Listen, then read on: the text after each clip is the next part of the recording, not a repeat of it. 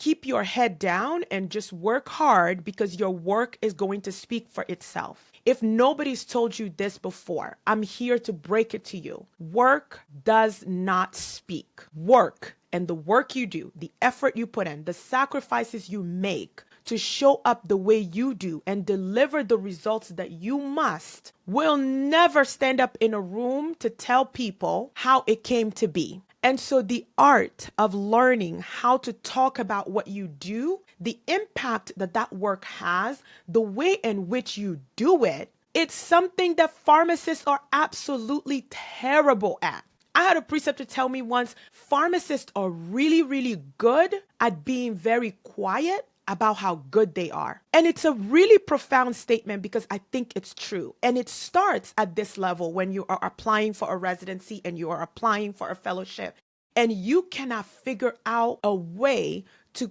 be in front of people or meet somebody and clearly engage in an intellectual exchange with that person about what you do, how you do it, and the impact that that has had, right?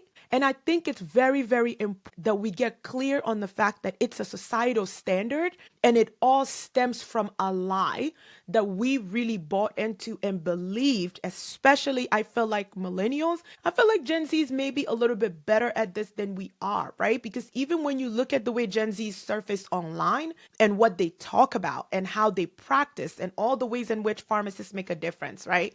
This is all part of being able to represent yourself and demonstrate what you can do and what your level of training and experience really affords you to be able to contribute in helping other people meet their healthcare goals, right?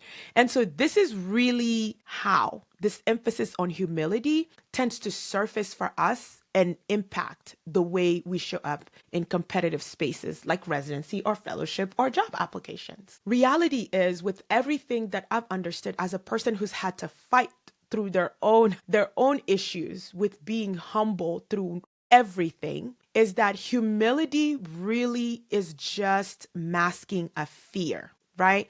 Instead of me thinking that it's easier for me to believe that I'm not good enough for something than to think that I'm really that girl. And then having to deal with of delivering consistently and backing that up, right? But if I play it really low key and I'm really humble about being that girl and I fail at it or I'm not able to back it up, in my mind, I convinced myself, well, at least I wasn't out there boasting about the fact that I am the queen of match and the way I help people figure out residency.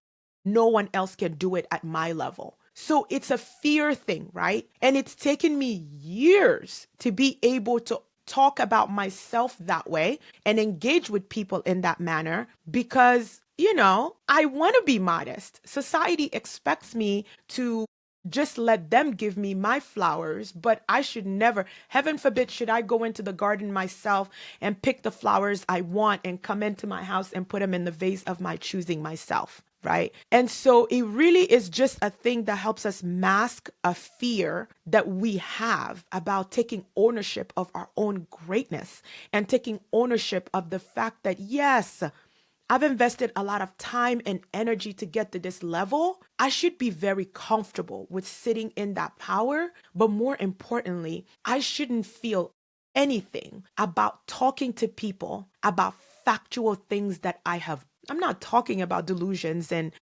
delusions of grandeur and people just thinking that there's nothing under the sun they cannot do. That's not what this conversation is about.